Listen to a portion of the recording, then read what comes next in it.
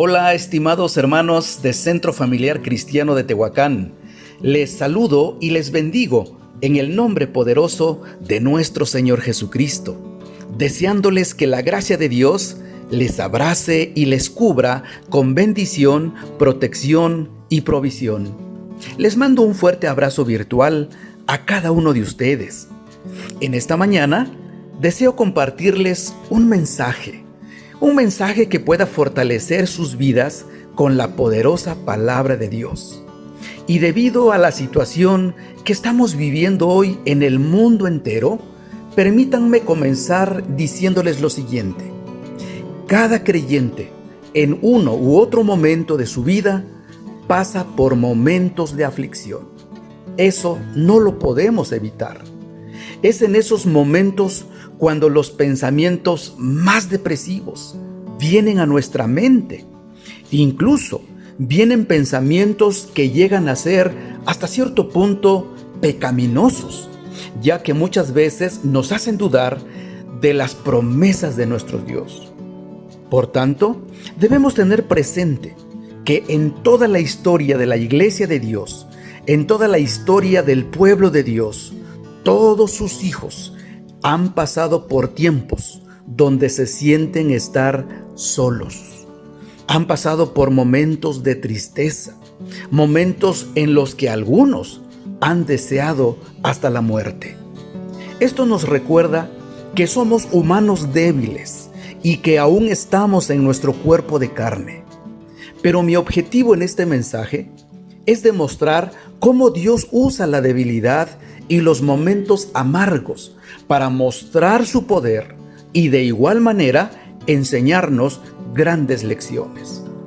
Para esto, ¿qué les parece si analizamos algunos pasajes bíblicos que nos ayudarán a comprender mejor el propósito de las aflicciones? Por ejemplo, Elías fue un profeta que Dios usó grandemente para enviar su mensaje al pueblo de Israel y mostrarles que Él era el Dios verdadero. Si analizamos la vida de Elías y vemos todo lo que hizo y cómo la gracia de Dios para él era visible, nos preguntaríamos, ¿cómo Elías llegó a deprimirse? ¿Cómo fue posible que Elías haya llegado hasta este punto en su corazón y en sus sentimientos? Elías fue el hombre que fue sustentado milagrosamente por un cuervo, multiplicó el aceite de una viuda pobre, resucitó a un muerto, hizo caer lluvia, derrotó a los profetas de Baal y de Acera, hizo caer fuego del cielo, pero ahora está desanimado, y no solamente desanimado, sino que desea morirse. En 1 de Reyes capítulo 19 y verso 4, dice la palabra de la siguiente manera, que él anduvo por el desierto todo un día de camino, y vino y se sentó debajo de un árbol llamado enebro, y pidió morirse, y le dijo a Dios, basta ya, Señor, toma mi vida, porque yo no soy mejor que mis padres. Este hombre había desafiado a los reyes de su época. Había desafiado a estos reyes malvados, a Acab y a Jezabel, y los había desafiado basado en su fe en Jehová. Pero Jezabel, esta reina malvada, se atrevió a amenazar al profeta, expresándole que lo mataría. La Biblia dice que él tuvo miedo y huyó de delante de ella. Después de huir, estaba triste y asustado. Pensó que había llegado su fin. Pero, ¿qué hizo Dios en estos momentos donde Elías, su siervo, estaba en tan deprimente situación? La Escritura nos dice que, acostándose debajo de un enebro, se durmió. Y he aquí, un ángel le tocó y le dijo, levántate, come.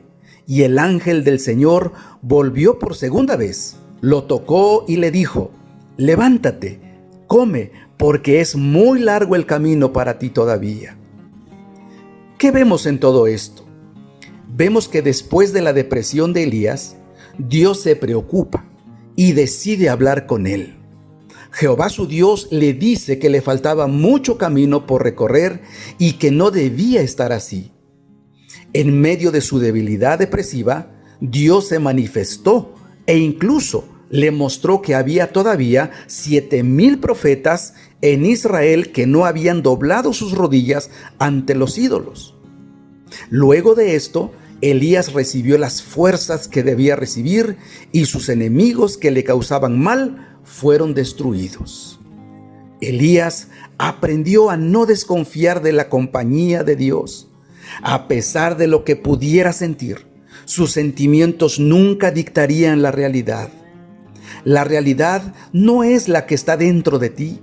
La realidad es la que está fuera de ti y dentro de lo que Dios ha dicho. Luego de que Elías salió fortalecido, Dios usó esto para hacerle ver que si Dios lo eligió para ser su siervo, no lo abandonaría a mitad del camino.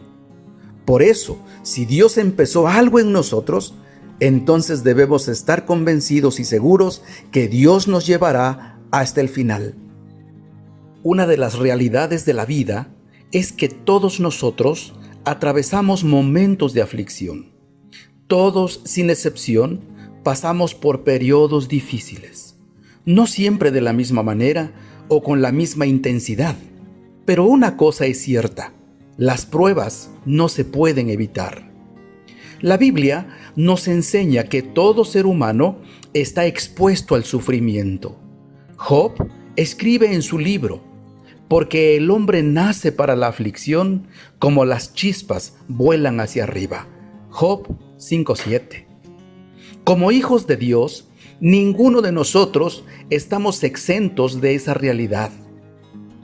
El Señor Jesús, dirigiéndose a sus discípulos, les dice: en el mundo tendréis aflicción, pero confiad, yo he vencido al mundo. Qué hermosa promesa tenemos en estas palabras de nuestro Señor Jesucristo. Normalmente, cuando nos encontramos en medio de una situación difícil, somos tentados a pensar que esa prueba es más difícil y más dura de sobrellevar que otras en la vida de otros creyentes. Nos sentimos como si fuéramos los únicos atravesando por esa situación particular. Pero no es así. Claramente el apóstol Pedro nos dice: amados, no os sorprendáis del fuego de prueba que os ha sobrevenido, como si alguna cosa extraña os aconteciese. Primera de Pedro 4:12. En el capítulo 5, verso 9, el apóstol les recuerda a estos creyentes afligidos que los mismos padecimientos se van cumpliendo en nuestros hermanos en todo el mundo. Ahorita mismo hay hermanos nuestros en diferentes partes del mundo que están pasando cosas peores que las nuestras. Ahora, la pregunta es: ¿por qué las pruebas? ¿De qué nos sirven? Nosotros, como cristianos, hoy estamos pasando por una experiencia que nunca habíamos padecido y a veces sentimos que ya no podemos más. Bien, mis queridos hermanos y hermanas en Cristo Jesús, quiero que recuerden algunas promesas de la palabra de Dios. Dice la Biblia en Romanos 8:28 que todas las cosas que suceden en nuestra vida resultarán para nuestro provecho, resultarán para bien. Las aflicciones son necesarias en nuestra vida porque purifican nuestra fe, así como el fuego purifica un metal precioso en el crisol. Primera de Pedro, capítulo 1, del 5 al 7. Dios, como nuestro Padre amoroso, utiliza las adversidades en la vida de cada uno de sus hijos como medio de disciplina, no como castigo, sino como un ejercicio para entrenarnos, para educarnos y así seamos participantes de su santidad. Hebreos 12, del 5 al 11. Después de toda aflicción, Pedro escribe: mas el Dios de toda gracia, que nos llamó a su gloria eterna en Cristo Jesús, después que hayáis padecido un poco de tiempo, Él mismo os perfeccione, afirme, fortalezca y establezca. Primera de Pedro 5:10. Por estas razones y más, debemos cultivar la actitud que Santiago nos exhorta a tener cuando nos escribe: tened por sumo gozo, hermanos míos, cuando os halléis en diversas pruebas, sabiendo que la prueba de vuestra fe produce paciencia. Las aflicciones de la vida nos ayudan a aprender y madurar en el Espíritu de Dios. Dios nos invita y nos dice: procuren acercarse a mí. Si pasan por lugares áridos, pídanme que puedan salir hechos hombres y mujeres entendidos, profundos y ungidos por mi Espíritu.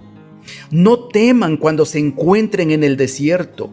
No se den por vencidos, pues allí es donde se toman las decisiones que determinan su futuro. Es donde normalmente llegan a conocerme mejor, a confiar en mí y a amarme más. Así pues, en los momentos de desespero y hondo desaliento, cuando miran a su alrededor y se dicen: ¿qué sucede? ¿Cómo puede ser esto? Cuando tienen ganas de decir: Dios mío, ¿por qué me has abandonado? Sepan que en esos momentos estoy con ustedes. En esos momentos es cuando deciden hasta qué punto podré aprovechar todo lo que han recibido. Confíen en mí cuando atraviesen el desierto. Fíense de mí. Aguanten, renuncien a sus propios caminos y sus deseos personales y digan: no se haga mi voluntad, sino la tuya. Confíen en que las bendiciones, el ungimiento y el poder de mi Espíritu estarán con ustedes en los tiempos más difíciles de su vida. Tengan paciencia y sepan que yo soy quien los está moldeando. Yo soy el alfarero, ustedes el barro para crear una hermosa vasija. Permítame trabajar con la arcilla moldeable de su vida para que puedan convertirse en vasijas útiles según mi voluntad. Como podemos ver, Dios está en cada situación que vivamos. Dios no es un Dios lejano. Él está más cerca de lo que creemos o pensamos. Alguien dijo que Dios está a la distancia de una oración. Si tú o usted cree que Dios está cerca, ¿por qué no le habla y le dice que fortalezca su fe en medio de esta aflicción que estamos viviendo todos? Dígale así: Padre amoroso, muchas veces me siento en soledad y a veces pienso que no me amas o que estás demasiado lejos de mi necesidad. Pero a través de este mensaje me haces ver que estás más cerca de lo que pienso. Por tal motivo, deseo pedirte que fortalezcas mi fe en ti para enfrentar cualquier aflicción que esté viviendo. Porque si tú estás conmigo, entonces, ¿quién podrá estar contra mí? Reconozco que tu presencia me es suficiente para ser más que vencedor o más que vencedora. Gracias por animar mi espíritu con tu bendita palabra. Asimismo, creo que Jesucristo llevó mis aflicciones en la cruz del Calvario y le acepto, le recibo con todo mi corazón como mi Salvador personal y como el autor y consumador de mi fe. En ese nombre bendito te pido estas cosas. Amén. Amados hermanos y hermanas de Centro Familiar Cristiano de Tehuacán, espero que esta palabra haya sido de bendición a su vida, pero también deseo aprovechar este espacio para bendecir a nuestras hermanas que son madres. Sentimos no festejarlas como lo hacíamos antes. Sin embargo, no podemos dejar de honrarlas, reconociéndolas como la extensión del amor de Dios. ¿Qué mejor que el amor de una madre para comprender un poco el amor de Dios? ¿Y qué mejor que la aflicción de una madre para comprender el dolor de sus hijos?